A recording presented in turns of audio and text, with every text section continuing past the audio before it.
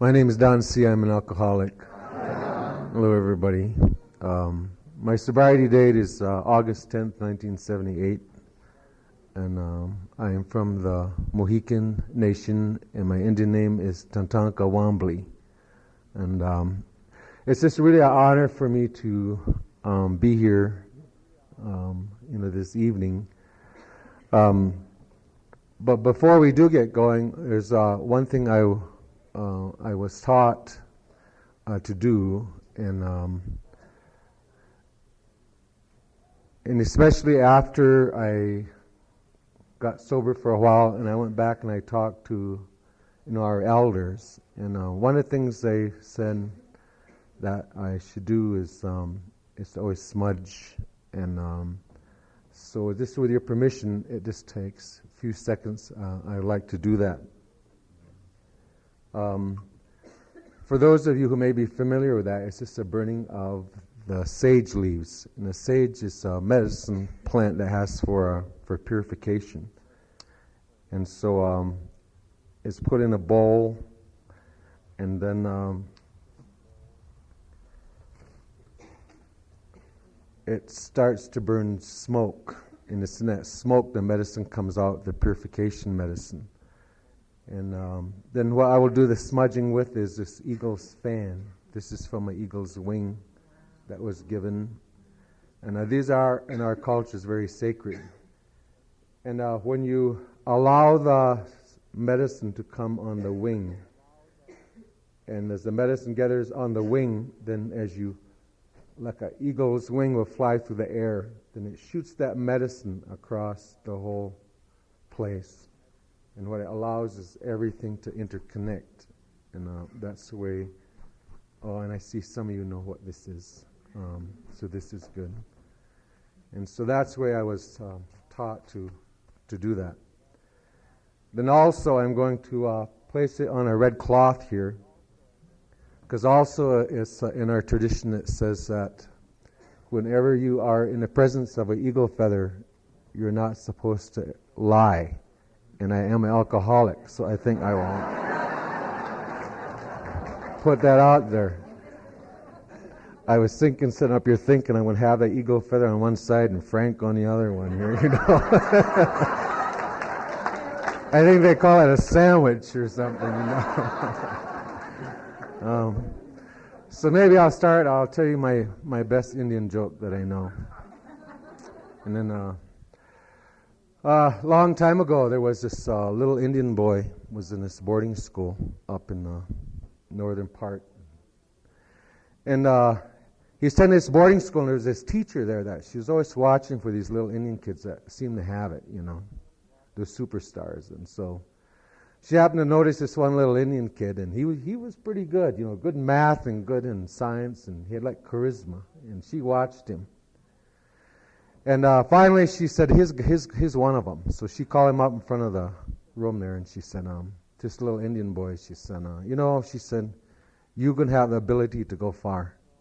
She said, you're smart. The Creator has given you a lot of blessings. And she says, as I watched you, she said, the only problem you have, she says, is you just lie a little bit. She said, not like big lies, but just little lies. And she said, that's not good. She said, so maybe I'll help you correct that. So when you grow up, she said, then you tell the truth and everything will go your way. So he said, okay, teacher, that would be good. You help me. So a couple days later, he's out in the hallway and he's talking to some other kids, and he's telling this little story, and she caught him, he was lying. So she called him aside, and she says, that's what I was talking about. She said, that you wasn't telling the truth. Oh, teacher, thanks for reminding me, he said.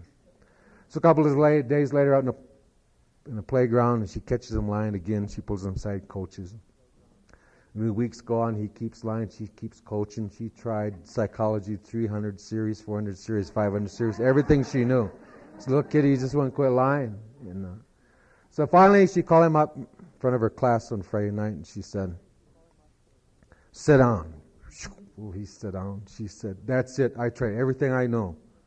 You're always lying. I can't get you to quit. She said, next time I catch you lying like that, I'm going to take you right up to the principal's office.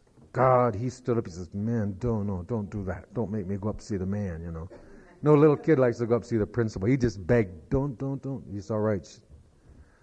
So weekend went by. Monday morning he come in and boy, he was excited. He come up to the teacher. He said, you can't believe it. He said, me and my dad said we had a weekend by ourselves, father, son. He said we hiked, we camped, and said we cooked and had to talk, He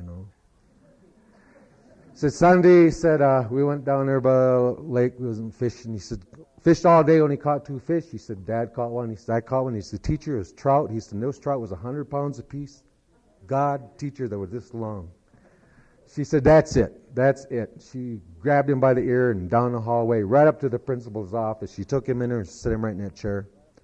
So of course she didn't kind of inform the principal what was going on there. So the principal leaned forward and he said to this little Indian boy, he said, heard you had a good weekend. God, I had a great weekend. He said, boy, me and my dad, we went camping, fishing, caught 2 fish. We had 100 pounds apiece.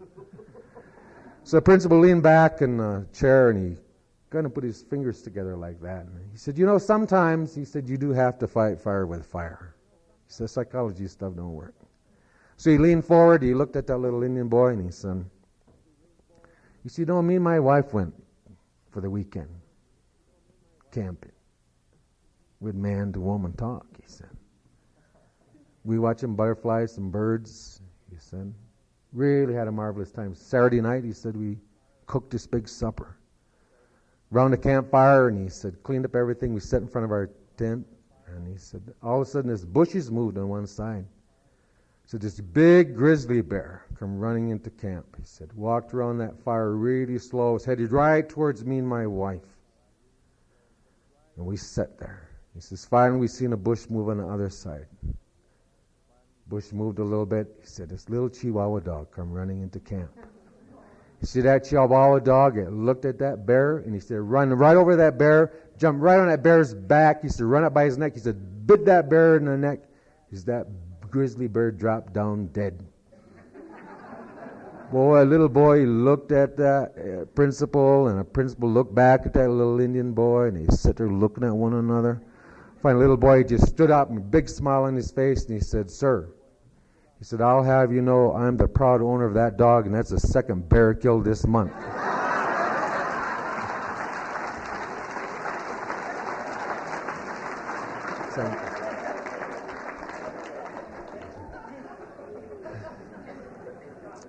Well, they would say, when you do this, you tell your story, what happened and what that was like and what happened now, what's going on now. And about the best way that I could tell my story, I guess, is, and I think the person originally I heard this story from is here tonight. It was a long time ago I heard this story, but I remember when he said this story, I related to it right away. He just, sometimes they tell you that and it's reach and grabs your heart. And it was a story about this boxing match. And it was in this big arena. And it was full of people. They were sitting all around all those seats. And there was 2 down there in that boxing ring. And they always save the front row for your family. They get always the choice seats. They put a rope there so they can sit there. So my family was sitting there. In this one corner was this one in the black trunks. His name was Alcohol. And he was over there hanging on the rings. And I was in the other corner, the white trunks. And everything was going like it normally was supposed to go. And the referee called everybody together, explained the rules. I said, no problem, understand those rules. The bell rang, we come out there, and we started to box around with each other. And everybody's kind of watching. It's fun. The bell would ring, we'd go sit down, and it was no big deal. The bell would ring, we'd come out there and start boxing around again. And after the 3rd or 4th round, it seemed like the Alcohol it got a lucky punch and just snuck one in. It just really stung me really good. And I kind of stepped back because it surprised me. And the Alcohol said, oh, that was just a lucky punch. He said, it's nothing. He said, you can whip me. And I could feel that building up inside because I knew that I could. And I knew it was a lucky punch. So as we got out there a couple more rounds, and pretty soon you started to see it was getting boring.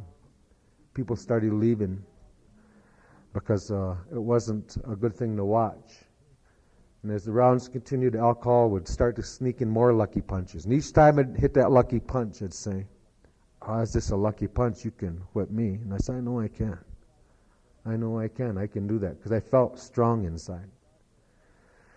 So finally, it got to the point where alcohol was punching a lot more, and most of the people all left, but I looked and there my family was sitting there.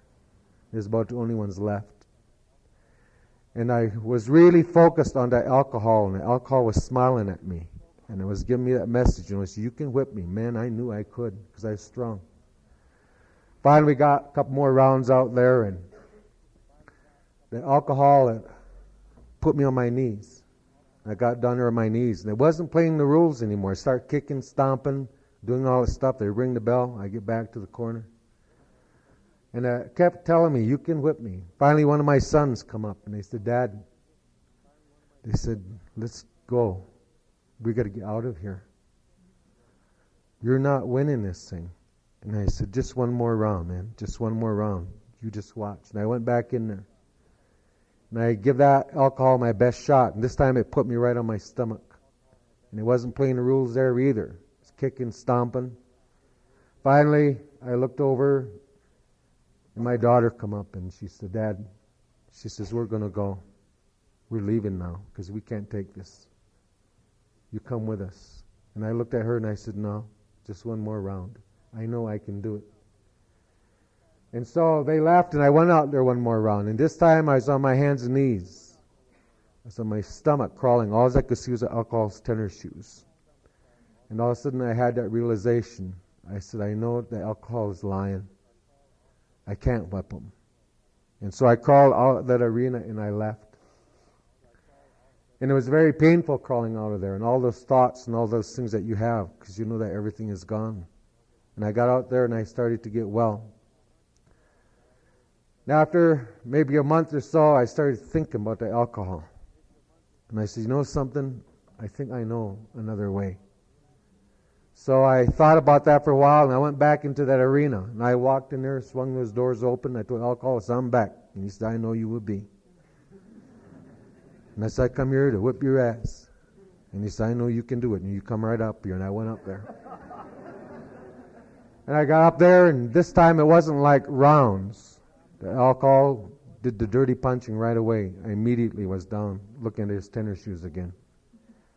And it didn't take very long. I knew that I was no match. I knew he lied to me. And so, once again, I crawled out of there. I got on my hands and knees. I crawled out there, and it really hurt. And I got out there, and I started thinking. About a month. I said, "You know something? I think I know another way. I think I know an old Indian trick I'll use on him." So I went back into that arena, swung those doors open. I said, "Alcohol." He said, "Uh-huh." I said, "I'm back." And the alcohol said, "I knew you would be. I've been waiting for you." And so I went in there and didn't even let me get in the ring this time because it didn't play fair. And it was August 9th, 1978. I crawled out of there, and I didn't crawl back in. I didn't have to go back in there no more. But it took what it took. And when I left that arena, it was when I come into AA. Seriously. I was in AA before. In and out, slipping, doing those things. But when I came back that last time, I'm telling you, I was ready. I didn't have any resistance, because the alcohol is the reason I came back in. I knew there was no other place to go. There was nothing to do. And it was an alcohol. It was an AA that I had to come to. And I come into AA, and I started to do things that I wouldn't do before, one of which was get a sponsor. And so I've been watching this guy for a long time. I didn't like him. But there was something about him I did like. And it took a lot of days to go up and to ask this man if he would help me in this work. And so he said, "Well, sit down." So I sat down and at the table, and it was in York Street in Denver. And he said, and he looked at me, for a long time, and he kind of shook his head, and he said, no, I've been watching you for a long time. In and out, in and out. And he said, I've been in this program a lot of years. He says, I watch you Indian guys come in here.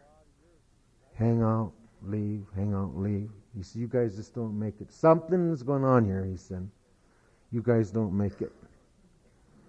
And he kept talking like that, and I hated that how he was talking down to me like that. Like, you Indian guys, you ain't going to make it. And I remember he just, how you got a little puppy, and then you rub that puppy's face and it gets mad, and you rub it, it gets mad. That's how I felt, like a little puppy. It's just like he was just rubbing like that and rubbing like that. And I remember I sat there, he kept rubbing my face and telling me like that. And I remember I sat there and I was thinking to myself, I kind of leaned forward and I looked at him, I thought, I'll show you, you white son of a bitch. I said, I'll get sober. Let's just see if you'll, whatever. But I think that's where I was at that time. And I think in his own way, he kind of realized maybe the only thing I had to work with was some anger. I didn't have any kind of other feelings or stuff. I just had that. And so we went on and we had continued our talk. And he showed me this big book of Alcoholics Anonymous, and he opened it up and showed me how much 164 pages was. He says, this is the program of Alcoholics Anonymous. That if you are willing to do exactly what it says in these 164 pages, he said, this program isn't about coming in and slipping.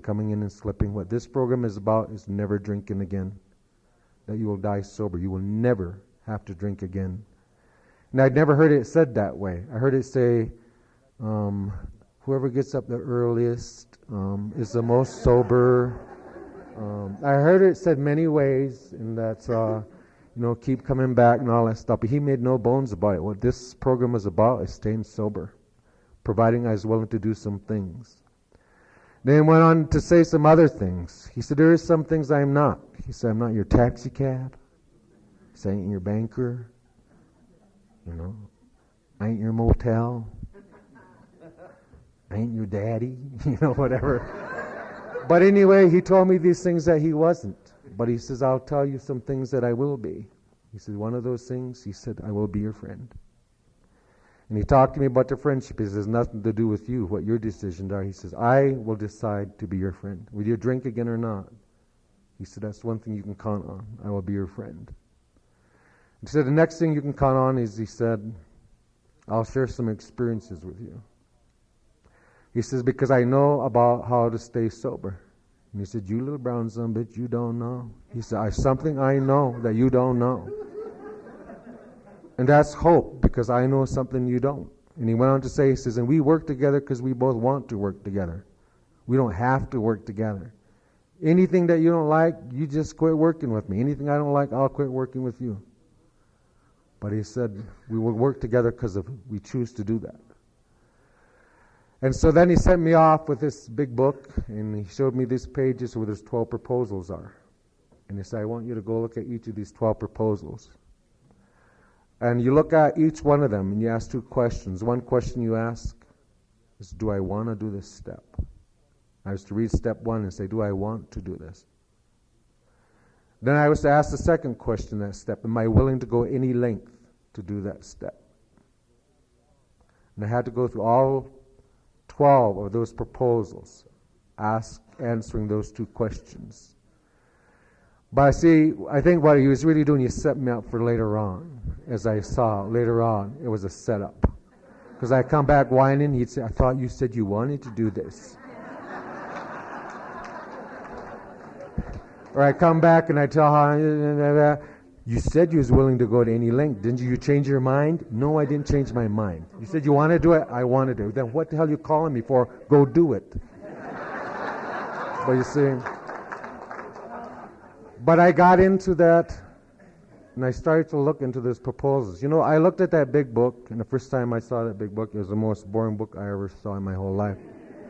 It was really a boring book, nor could I find any instructions in it. They were saying the instructions was in that book, but I could never find them. I didn't know what that meant.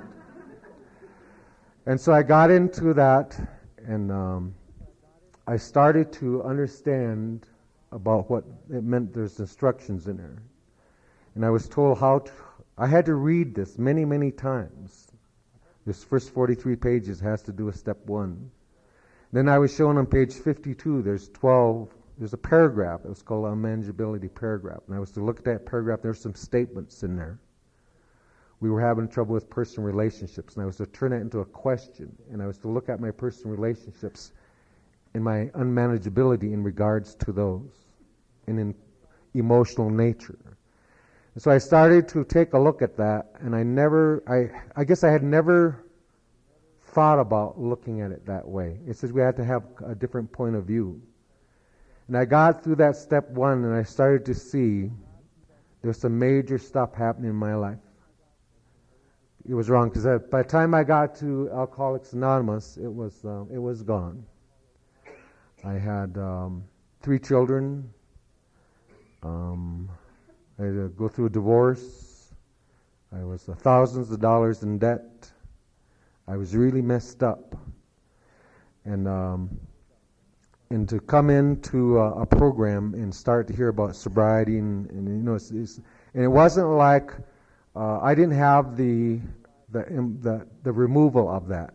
There were times I wanted to drink during this first years of sobriety, and it would just seem that I was hearing enough in meetings to keep it up. I remember this one time I left York Street, and I was, you know how you get that nervousness and you start all that stuff and you know what you're going to do.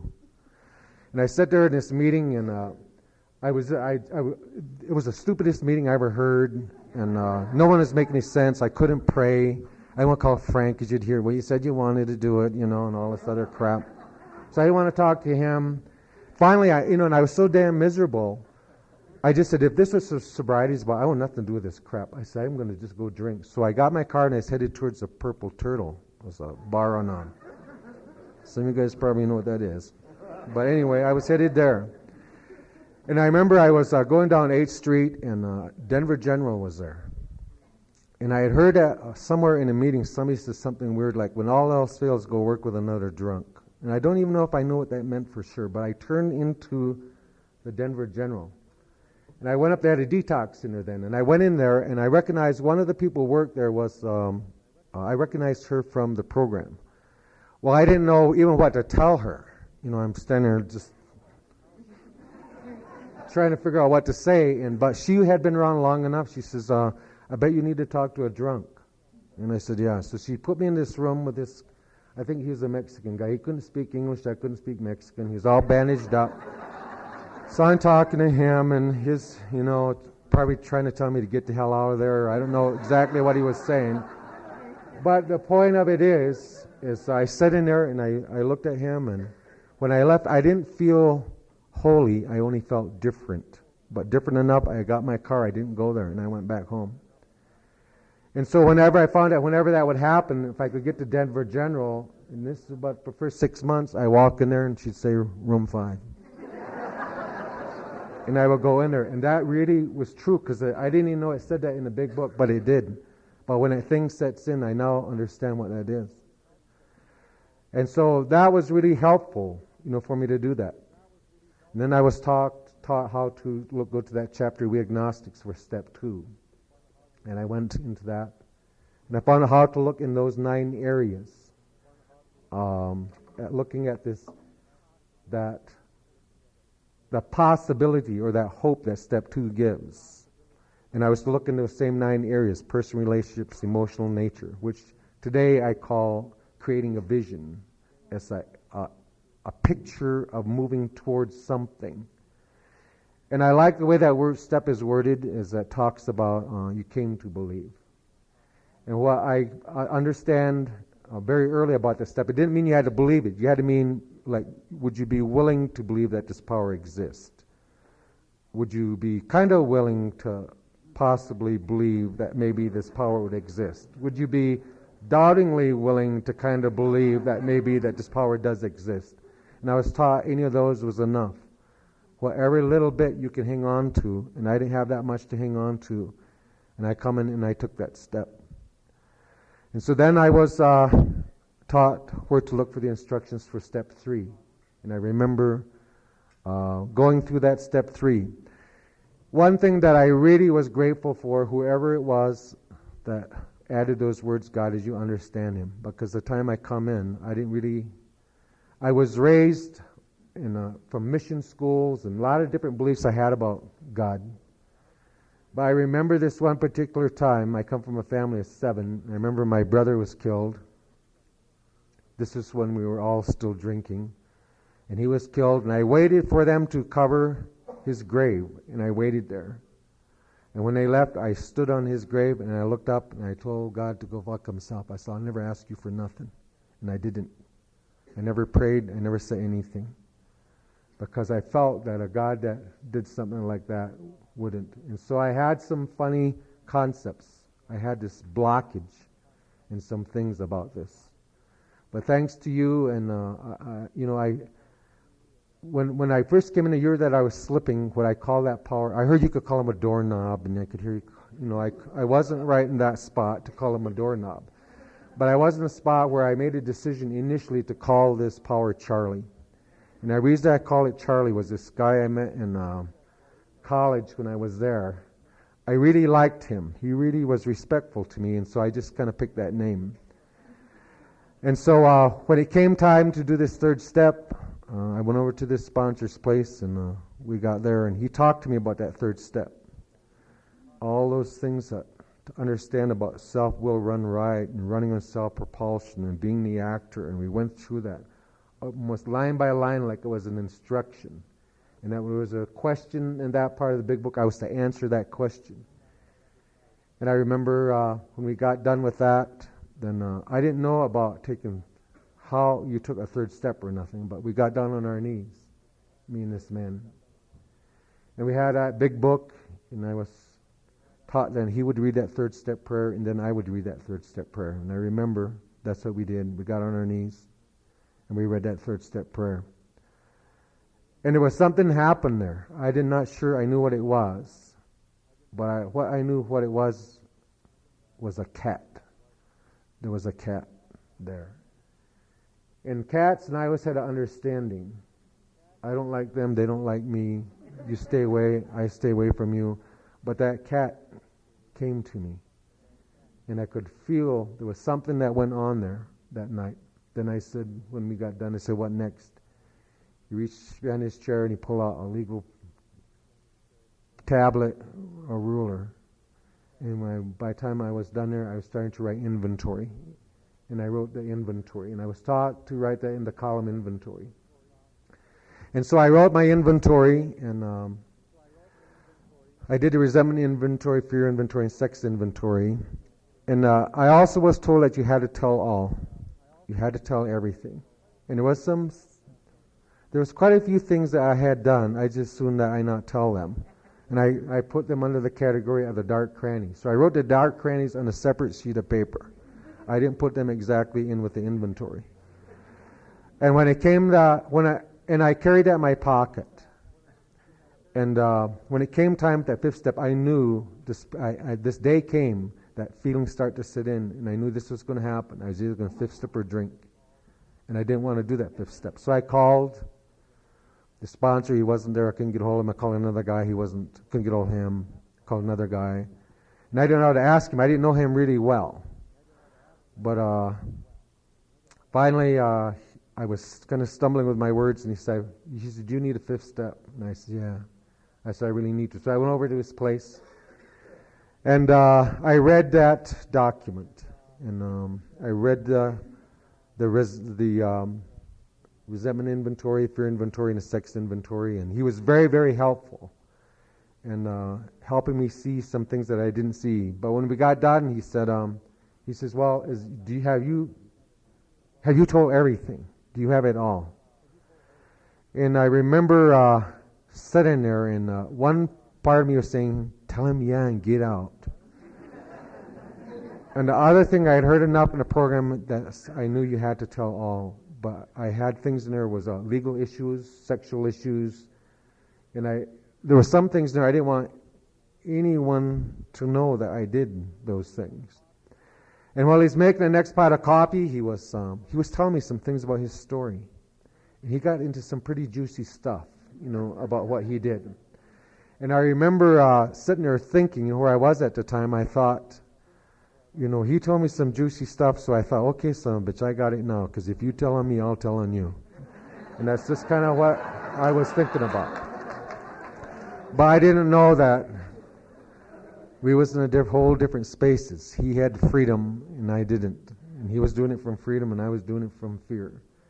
And so I went through, and I read the rest of that to him. And when I got done, I was told to go home, and it says there's instructions in here on what you're to do when you get back home. And then you need to review those 5 proposals to see have you missed anything. And so I got home, and one of the instructions, it says that you thank God from the bottom of your heart that you know Him better. And I was taught that those instructions are in the big book. Every sentence almost is like instruction, something that you do. So I got home, and I got on my knees. And I was just talking. At first, I was just thinking about what the heck was going on in my life. I couldn't believe I was doing this stuff. I couldn't even believe, to me, it really didn't seem like that stuff worked, like it was working. And I remember I had this little inside vow to myself. I said, something, this is what I'm going to do. I said, I'm not going to say this out loud, but I'll go ahead and I'm going to work these proposals to the 5th step. But if I personally don't see something different in that 5th step, when I get done with it, I ain't doing the rest of that shit. That's about halfway.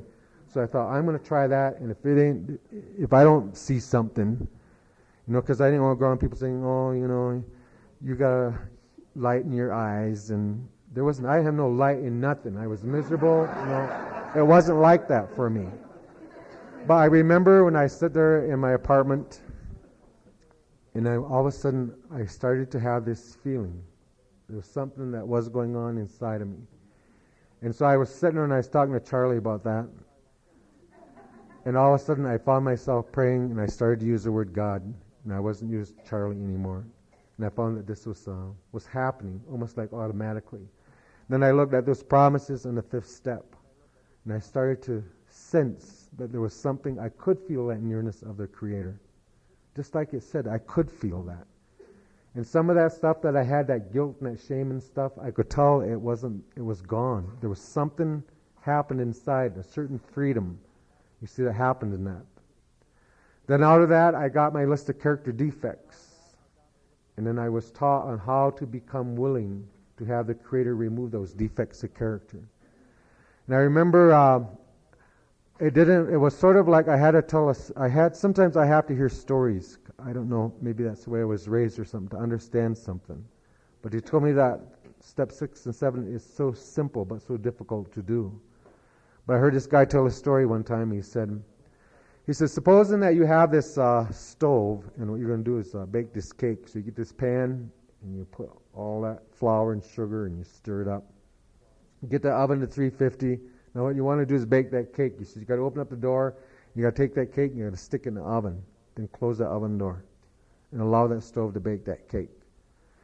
And he said, he says, that's like your defects of character. He says, once you are willing to put them in the oven, or give them to the Creator, then you let the Creator, it's His job to bake that cake. He says, but you keep peeking in the oven, it's not there, it's God's will, I must be doing something wrong. He said, put it in there and leave it alone. Don't be peeking at it. And so, then I started to see, some of what they were saying. Don't peek in there. Don't be taking it over, leave it in there. And so I had a lot of shifting started to take place, I could tell. Then I got into my amends, and I had a lot of amends to make.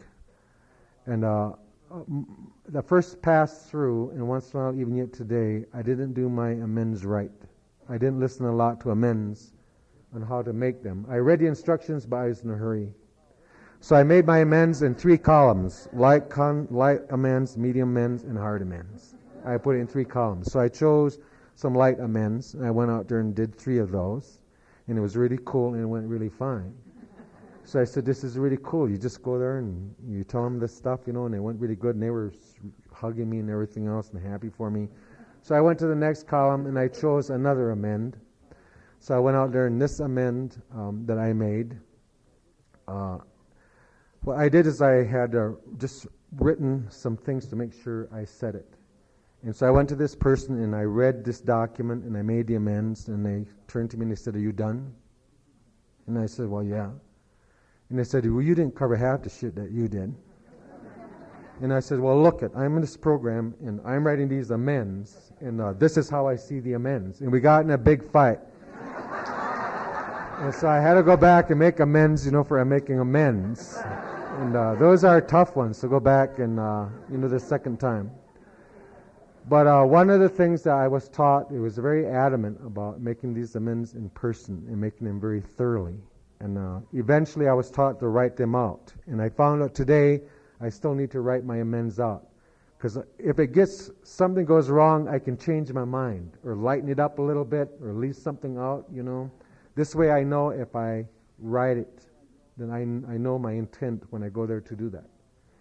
And so I got through those amends.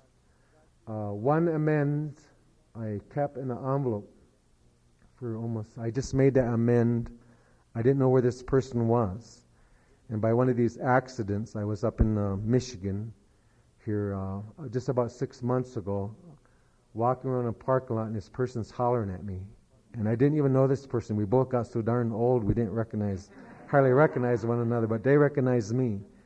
And that was the last amend I made from that very first amends that I had carried at.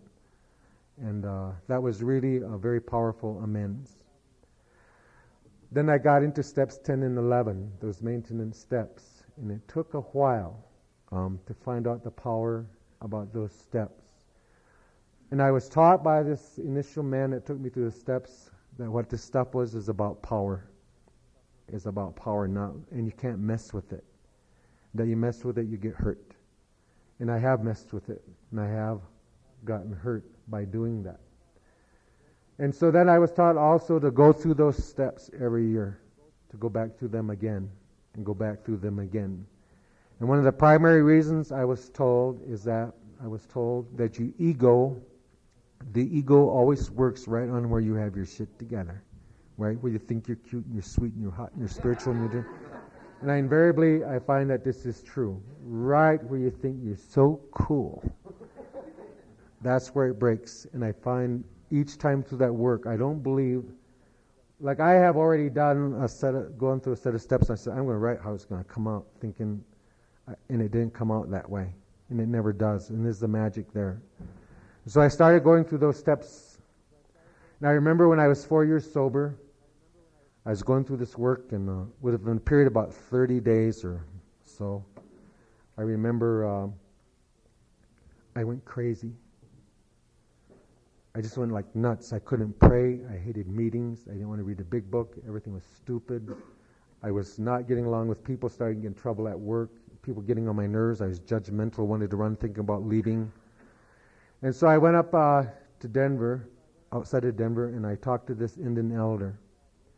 Because by then I had learned this. When I was about 2 years sober, I had met this Indian elder who also was in the program. He was sober a long time. And I was struggling, and he said, you're going to have to go back home. He said, you're going to have to go back and make the culture a part of what your recovery is.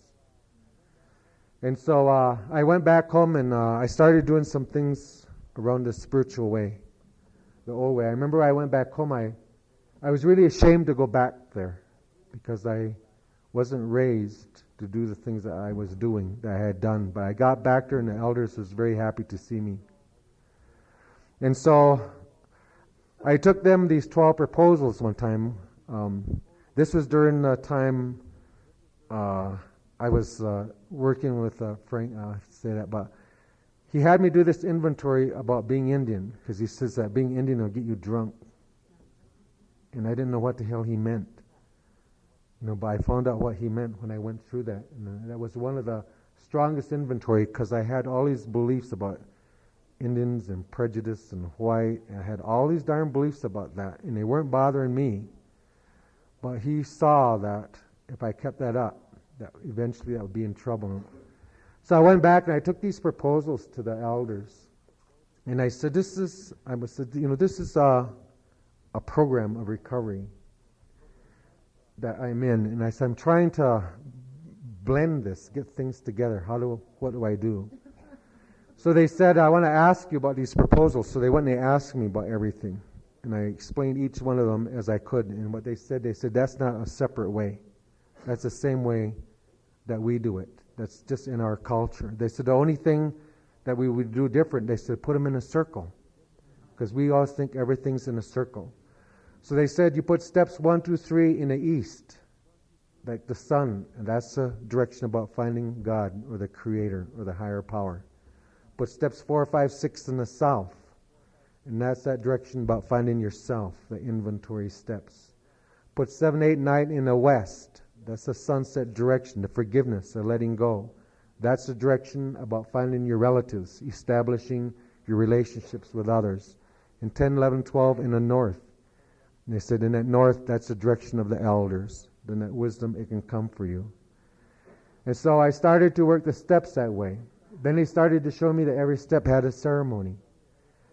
And I didn't know how the old people did reflection. They always did reflective thinking. This wasn't new, but they just did it another way.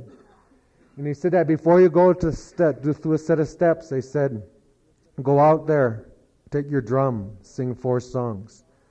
And then you wash yourself in the earth, the dirt of the earth. You know how animals clean themselves, like chickens and birds? They says that's what you do first. Go out there, and you clean yourself up. To come to the Creator and say to the Creator, I want to make this journey through these 12 steps again. I'm preparing myself to be by you. And then I was taught in the 3rd step, you take that 3rd step with the chunupa, which is called the pipe. That you smoke that pipe and you load it. And you look at the unmanageability. And the elders, they said, if you want to look at your unmanageability and you want to look at yourself, they said, go to the water and separate the leaves and the pond and look in there. Look at yourself.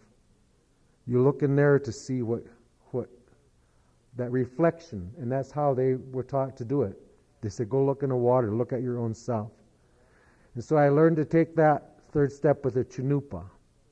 And I learned the 5th step in the sweat lodge. And I learned to do step 6 and 7 with a staking ceremony. And that each one of those, it was the same thing. It wasn't different. And when I got that 4 years sober, I thought I was crazy. It happened so quickly. And I went to see this elder. And I was, when I go to see him, sometimes he whittles on a piece of wood because my mind's so screwed up. And he's going, and he just whittles. And I was telling him, I said, I got an A and everything's all messed up and and she left me in my job and I'm in trouble. My race car won't run. I'm running out of gas. I'm in trouble. I worked on my final performance appraisal warnings. I ain't got no money. And I went on and on and on. He's just whittling. So finally he said to me, he says, how long you sober? Exactly. So I told him exactly. He says, 4 years. He says, he says, you're right where you're supposed to be. And you hate to hear that shit when you're right up into, you don't hear God doesn't give you more than you can handle, I don't want to hear that. You don't want to hear you're right where you're supposed to be. And so he said, let me tell you about something. And he took a stick and he drew a circle in the earth, in the dirt. And he said, everything in the earth goes by cycles. The sun, moon, earth, it all spins around. It takes 1 year to go around the sun. It takes 1 day to spin in the circle. The moon, 28 days. Everything goes in a circle or cycle. Every animal, every plant, tree, bud, 1 season, matures, harvest, no leaves. Everything works that way. And he said, we human beings are so arrogant that we think we're the exception to everything, that we don't participate in all these laws that the Creator had. Every part of the earth runs under these laws. And he said, you too, and me. And he said that the human being, what we do when we grow in a 4-year cycle. He said that's the way it is. You grow in a 4-year cycle. And he said that when you first come into AA, a life force, like the sap in an oak tree, it comes inside of you. It's called grace.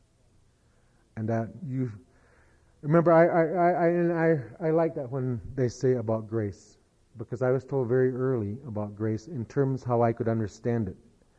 They said that to qualify for this grace, you have to qualify for it. There's certain conditions you got to meet. And the way that I understand how this grace works, it's like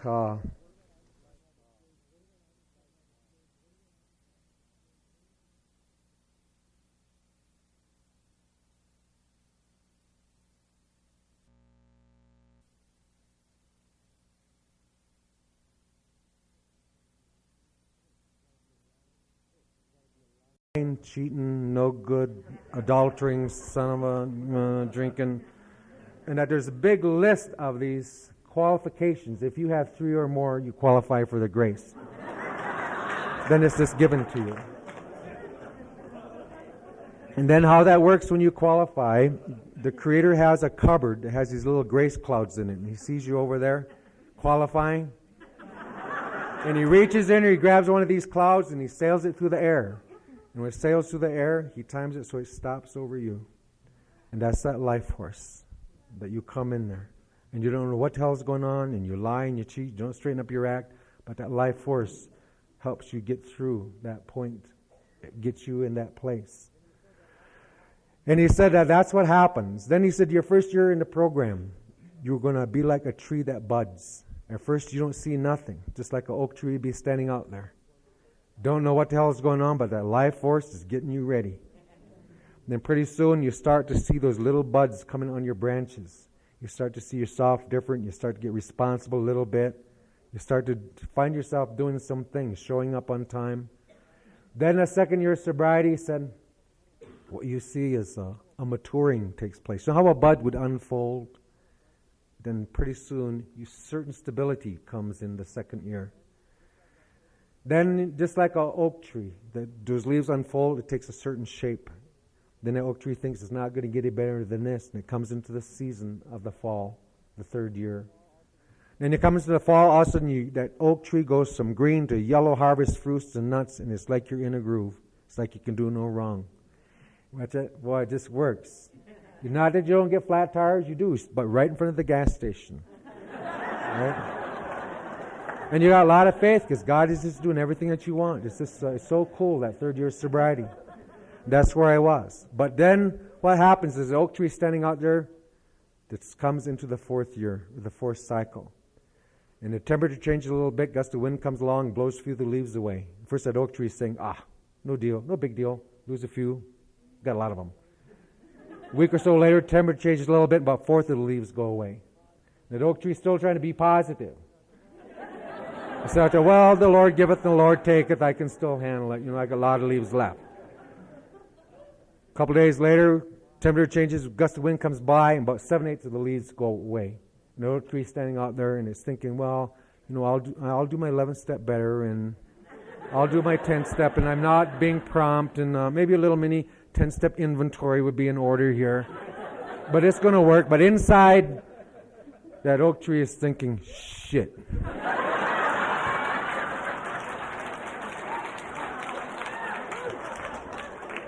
Because you know that shit's going away. And it's almost like your rug of life. You get a rug of life, you get your career and job and relationships. It's like it's all tuning. It's like some unseen force just comes along, grabs the edge of rug of your life, and goes whoosh, and it upsets everything. And that's the way He said it is, that the oak tree has to lose those leaves in order for it to grow into its next thing. And what are those leaves to us? That's what I believe. That's what I think about myself, what I think I can do. See, if that oak tree, once it gets its leaves, it will only hang on to all that. And you just stay the same. So that the Creator has a way of taking the spirit out of your beliefs. It's like you end up in a new orbit. And when you make that transition into that fourth year, that fourth season, the reason that it seems to fall apart, you're just trying that old shit from the orbit you was in before, and it don't work. So you're up in a strange area.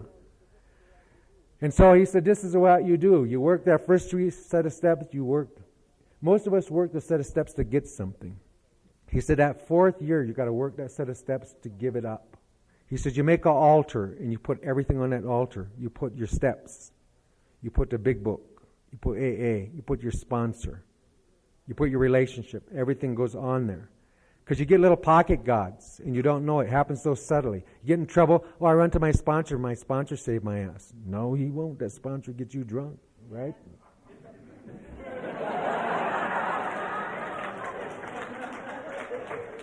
Oh, the speaker will save my... That's not true. Or the big book, or the steps, it will. There's only one thing saves our ass, and that's God. Trust in God is what saves our ass. And he said that 4th year, that's how you work that set of steps. You work it to give up everything that you work for so that you can start over, come into that new time. And I found this is true in my sobriety, what the old man told me. I got in a little trouble at 7 to 8, got in trouble 11 to 12, got reckless, did dumb things. And I found that cycles, the circles of sobriety, that really works. A lot of people don't know about winter. They go drink. They don't know how come. They struggle through the whole winter and they'll pop right into 5. And they can't figure out what happened. I said, I got to really, for myself, I was taught about these cycles. Now those cycles, they just don't go 4 years. You know, say I have a circle here, it's 4 years. Then that second set actually goes to a south part of the cycle. Then to the west part of the cycle, to the north part of the cycle. That's a 16-year cycle. People do dumb things 16 years. Right? There's something happens that doesn't happen those other winter seasons. You feel real loss. It's a dangerous time. You have to really be careful about that cycle because you're circling from these 16 to another set of 16. That trip is different than the other ones. It's different. And so that I found us that what we can do is, it wasn't being different. The cultures are not different. AA is not different. It's very powerful, AA is. The steps, to me, I would not call them sacred. They would come under that category as sacred because of what they can do. I'm going through a set right now. I'm going through this one different. Some time ago, I learned the power of step 2, how that sets the intent for step 10. That when you look at that. This time, I set my intent in step 2 to have freedom. I want to know about freedom. And if I had it to do over again, I don't think I'd have started because what surfaces is all the place that's blocked. I hate that. You know, it just tears you up. But it's been a good journey. So I would just like to tell you how it is today, quickly. When I first came into the program, I had 3 children, and I couldn't see them. When I would go there, they would walk out the back door. They would leave. At 3 years sobriety, it was the first time I got them. Took them in a car, went Christmas shopping with them. We got done, we walked up to the steps, and there was a funny silence took place on those steps. My oldest son, he turned around and he looked at me. And he says, "Dad." And I said, "What?" He said, "I love you." And he's bigger than I am. And he put his big arms around me. And I couldn't take it. My second son did the same thing. My daughter, Summer, she come up. I turned around, I went to Colorado Springs. That's where I live in. I cried the whole way. And then I got married. I adopted a girl. And then we had 2 children, Morningstar and Kateri. Morningstar is 16 now, Kateri is 14. And that relationship also ended. It didn't end in disaster like the first one was pretty rugged. But it ended differently. But it didn't work out either. I quit a company that I worked for and I started a foundation called White Bison. What White Bison does today is we work in the development of Native American communities, in community development. And this one particular tribe that we started working with, we work with them at a tribal level. They were 85% serious alcohol problems above the age of 12 in this tribe, 2,000. In 3 years, they went from 85% drinking. Today, the tribe is over 65% sober at a tribal level.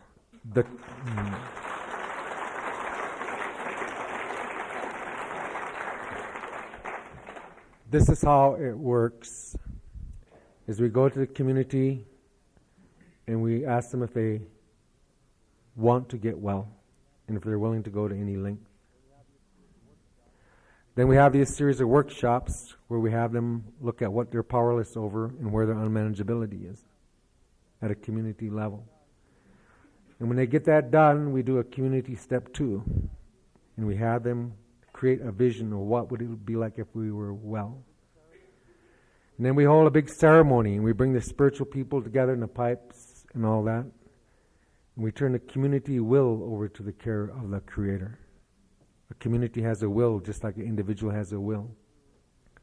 And before they through, we do inventory and resentment, fear, and sex. And we come out with a list of community defects of character.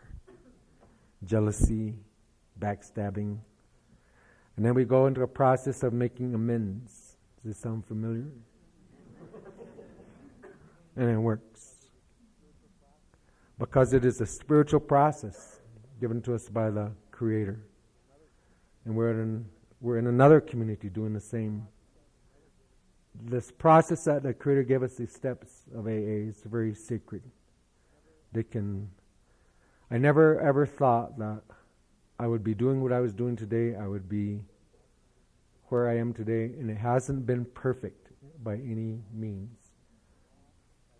I have got things. I've lost everything a couple times in AA. Actually, next Friday, it might happen again. I'm in a court system with some things going on there. And the only thing that I knew to do after I got through with this, I'll say this lawyer stuff, I hopped in the steps and I said, I'll bet that if I go through, I can maintain sanity. And I have. The tools are there to do that. And I don't have that fear. It's almost like I know I'm headed to hell and I have a freedom going right into it. Not 100%, but it's right there.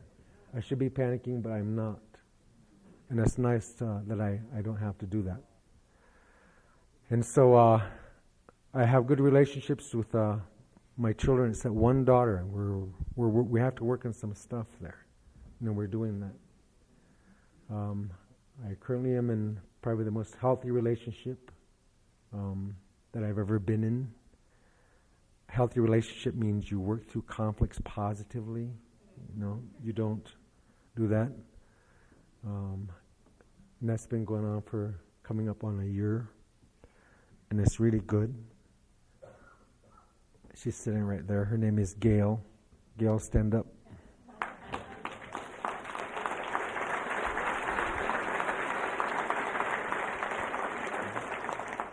I will catch heck for having her do that because the instructions were to not, but I did it. So I guess I would just say this. The journey has been good. Last year I was doing some review and I made a list. Part of what I was doing is I listed influential people in my life. And then I put them in a priority. The most influential person in my life was my grandpa. Because he raised me. So I learned to say Grandpa says. And there are 2 people in here as they come out on my list, more so than my brothers or people in my tribe or whatever, that were influential in my life. So Frank and Don B. They were really influential. Like really influential in my life. Giving me those. They were not easy. I'm telling you, they weren't easy. By all my life. They taught me about how to find God, about how this program worked, and they took all the fancy stuff out of it. Basic, and repeat it and do it again, and don't get fancy. And I get fancy, I get called on it. And that's the way that I was taught, and I really love them both for that. And many of the others too. I guess if I would close with this, if I say the worst thing that happened, if I had to pick one, you know how you got your stuff when you're drinking. But if I had to pick one thing that was the worst thing of it all, it was that loneliness, that hole. And man, you couldn't get rid of it no matter what you did. It would not go away. It didn't matter. It didn't matter going to bed with somebody or in a dance hall. You couldn't make that hole go away. That was the worst thing. It drove me crazy, that hole. In AA, I taught what that hole was filled with was my relationship with the Creator. If I pick the best thing that I have out of this program, I would say it's my relationship with Tankashla, the Great Spirit, or God, whatever. That's the best thing I have. I have a relationship. Practical, common sense. It's not scary. I don't have a fear of doing the will of God. I know I'm still under that cloud. That cloud doesn't go away after you get a little knowledge. It doesn't go, it stays right with you. That cloud is still there. And I know it's there. Because I watch, when I'm off track, I do things dumb or stupid. I watch that cloud come and help me see the lessons and help me, do the learnings. It's still there. So that has been the best thing. It's my relationship with Creator. Because it's so dependable. It's not like 50-50. No, that 12th step, it says like haven't had a spiritual awakening as a result of these steps. I mean, those are, it didn't say maybe or kinda or possibly. I mean, it says it, haven't had. That's the way it is. But that thing, as I was taught, you have to do the work. And this is good. So that's the way I was taught. So who knows how it goes in the future. I look forward to life. I have a lot of fun. I laugh a lot. I can cry. I can cry in front of people. And I do. And it's so healthy to cry. I recovered from my sexual abuse. That was a tough one to work through the steps. Being sexually abused by an uncle. It's tough work. But I remember the day that it popped out of the steps. Just that work in itself. It was like somebody took a sun and turned it on for the first time in my life. When I broke free of that sexual abuse. It's powerful. But that when I come out of that, there were some other things. I had feelings that I didn't know about feelings. Well, I feel good. Well, how you do? I feel fine. I'm not talking about Ash. I'm talking about feelings.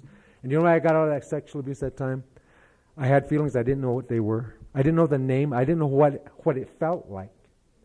And I go to my sister, because I was close to her then. And I go to her, because these things, they just started to come out. And I would describe this thing to her. And she'd say what that means, what that feeling is, it means you care. And I didn't know what that meant to care. I knew what it meant to help. But I didn't know what that meant to care. And all those things, they came out. And then I found I had to work them in balance, because feelings can get you in trouble, me. They can, because it's like the big book, it says, when irritated or doubtful, you don't ask God to direct your feelings. It says you direct your thinking. Now I had to learn that relationship between feelings and thinking, and how does all that interconnect with each other. I didn't know that. And so it's just really good. It's good to be alive. It's good to be here. It's good to be with you. So with that, I'll just close with this prayer. It's just a very short prayer, and it says, God, thank you for what you've given me. And God, thank you for what you've taken from me. And God, thank you for what you've left me. And what I have left with is this program, Alcoholics Anonymous, and you people. See, I will say this, is like when I eventually at my own tribe, I got kicked out. I couldn't go there. You can't kick me out for one thing, but you never did either. By your own rules. Right? And you didn't. And when you say, keep coming back, you meant it. You weren't kidding. You said, get out of here because the meeting is drunk, but they say, come back. And I didn't. So it's like you are my tribe. If I had to depend on one, if I had to pick one, I pick you. You know. I know that sometimes when I was sick and some things, I would say, I would rather have like the Al-Anons and the AAs pray, because you know how to pray. You know how to do that. And I would say that many of us, you know, here, we get here because of our Al-Anons. And we can never not respect those Al-Anons and what they do. We must always respect with them and look at them as sacred. We sometimes have jokes going back and forth. But we've got to really be careful to keep that joke in a good spirit. Because the Al-Anons is very powerful. And I honor you, Al-Anons, you know, that are here. So thank you all very much, and have a good dance and a good journey tonight. And I'll put my eagle feather away, and then I'll have to see what Frank's going to say. Well, you did this, you did that, and go back through the steps, and all of that crap. So thank you all very much.